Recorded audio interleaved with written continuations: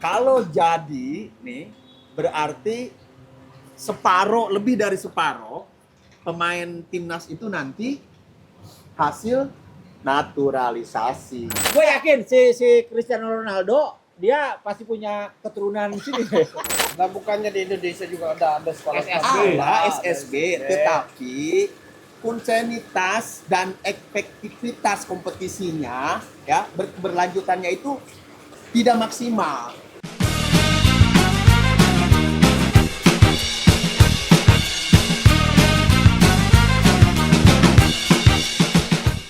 Tahu nggak? Tanggal 26 itu 26 April. Maret ini kita akan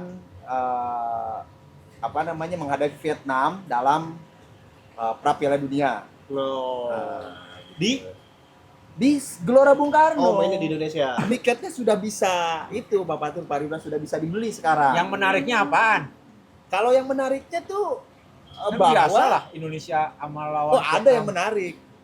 Kalau jadi nih berarti lebih dari separuh pemain timnas itu nanti hasil naturalisasi. Pemain yang didaftar berapa? 22 kan? 22. 22 berarti 10 pemainnya adalah naturalisasi.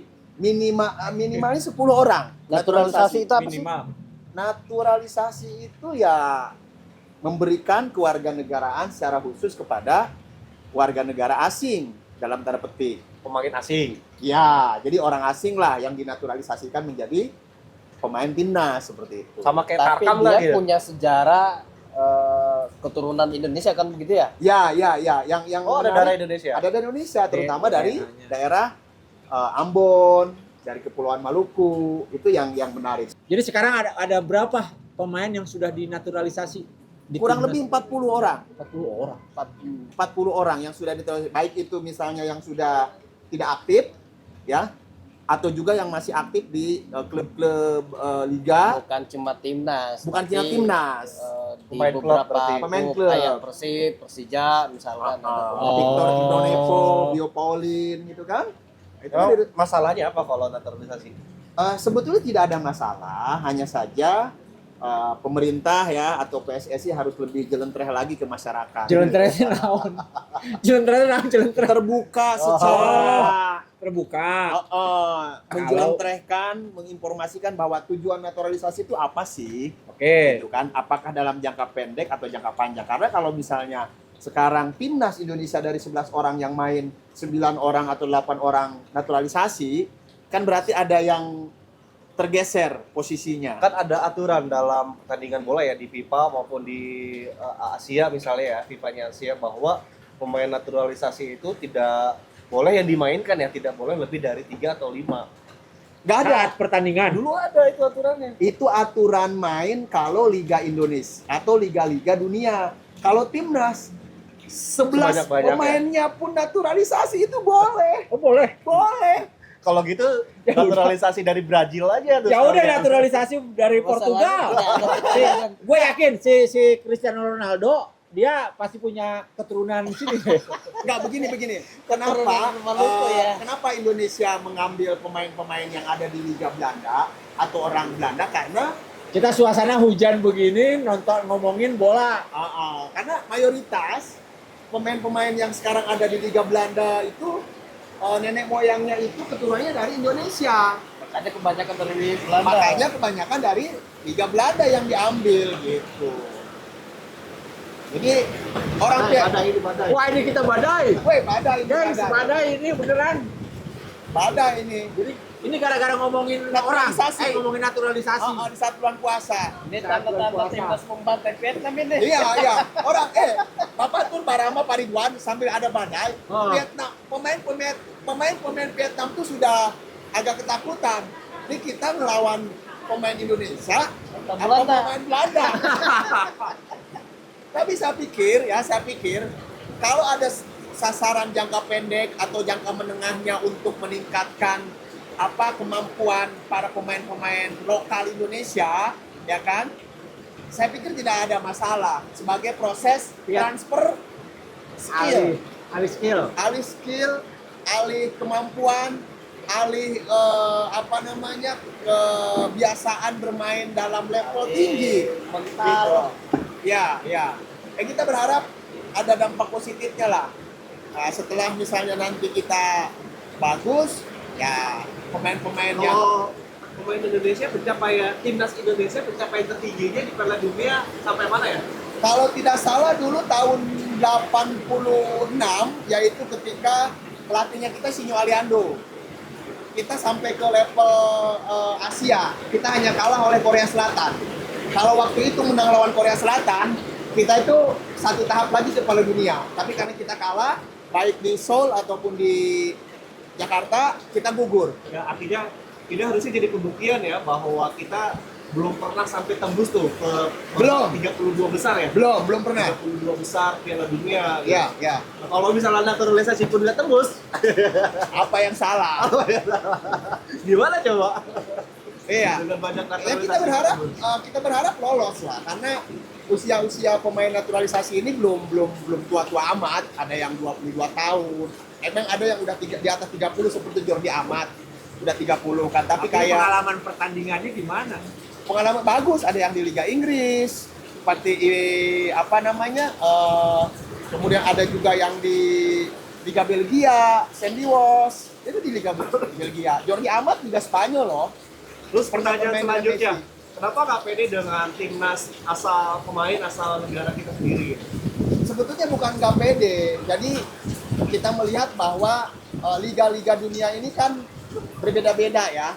Ada yang liga top seperti Liga Jerman, Liga Inggris, Liga Italia. Ada juga liga-liga yang misalnya kedua.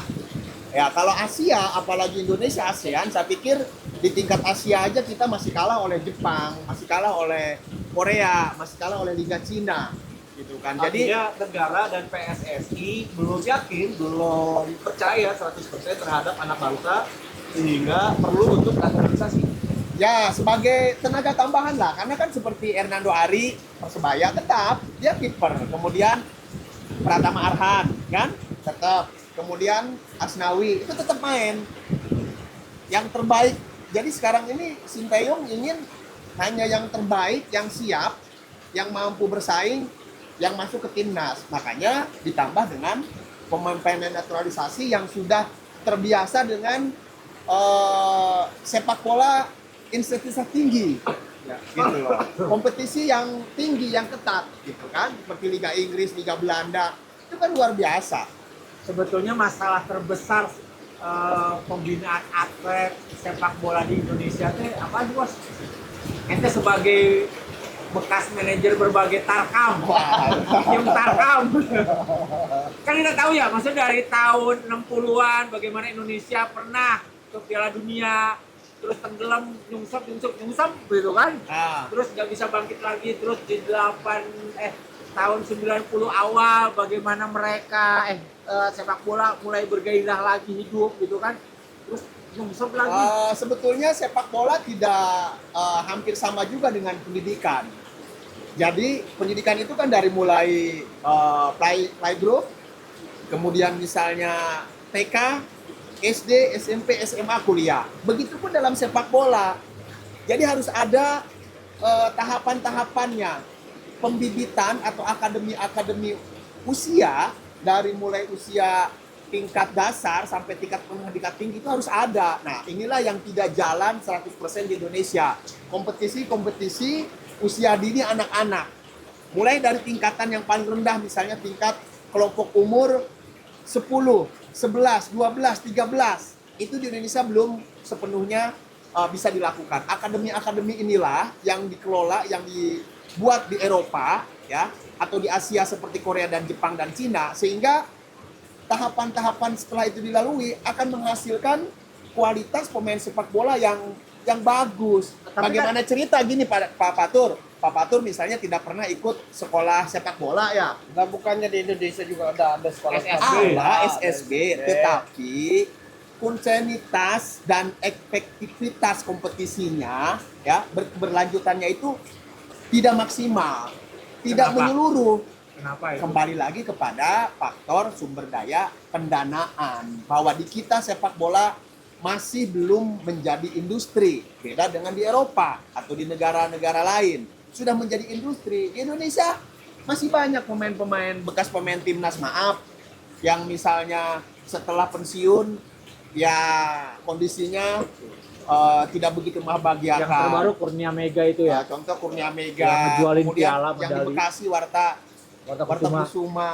misalnya kan, kemudian banyak pemain-pemain Indonesia yang level-level 23 tahun ke bawah bisa ketika itu jadi pemain, sekarang ada yang triple ojol misalnya kan.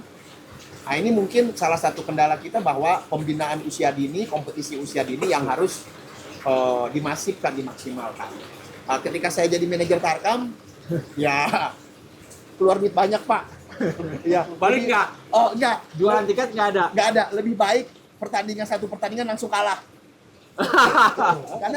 Karena semakin banyak pertandingan yang dilakoni, semakin banyak uang kita keluarkan.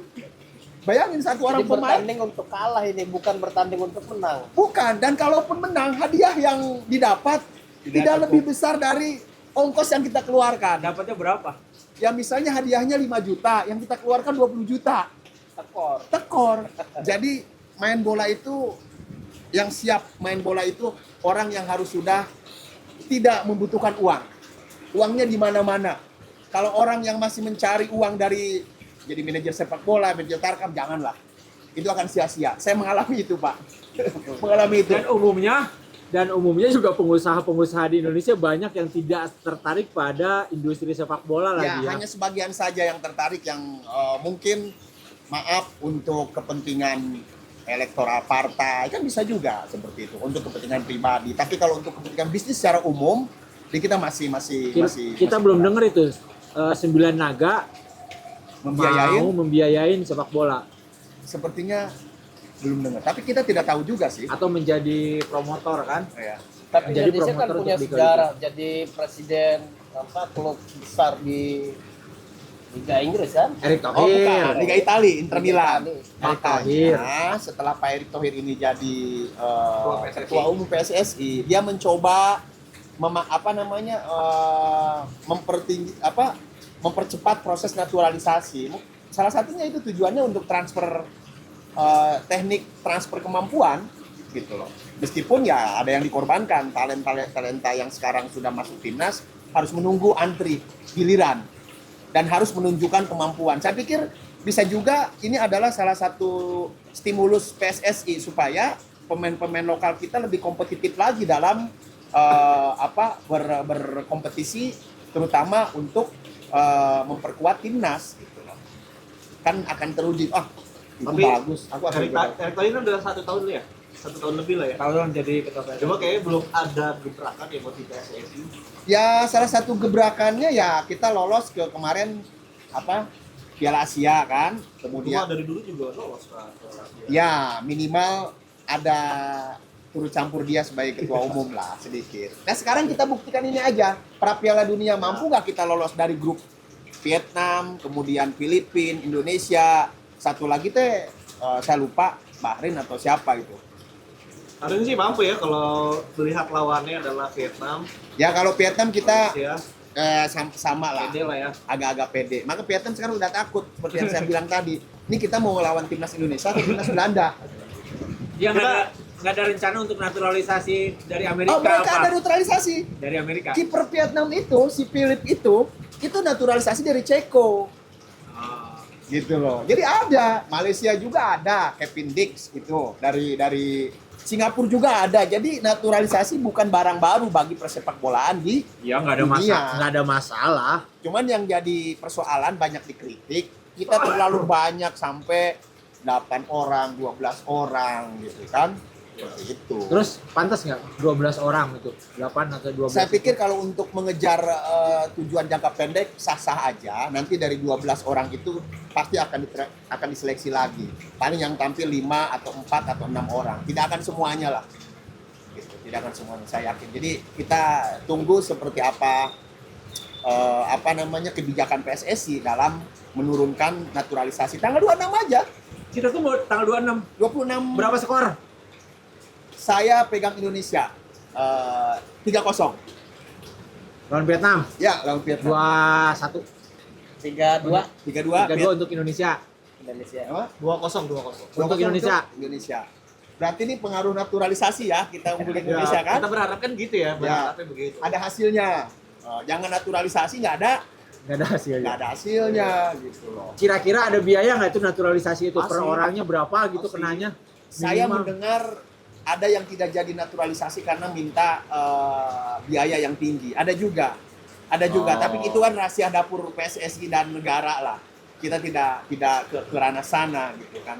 Kita hanya menunggu gebrakan PSSI, gebrakan Erick Thohir untuk menciptakan timnas yang lebih berkualitas, terutama dalam jangka pendek ini menghadapi Piala Asia 23 dan Pra Piala Dunia sekarang 2026. Yang penting kualitasnya kan. Ya, yang penting kualitas. Kita tunggu.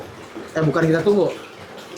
Menurut kalian siapa yang bakal menang, timnas Indonesia atau Timnas Vietnam? Vietnam.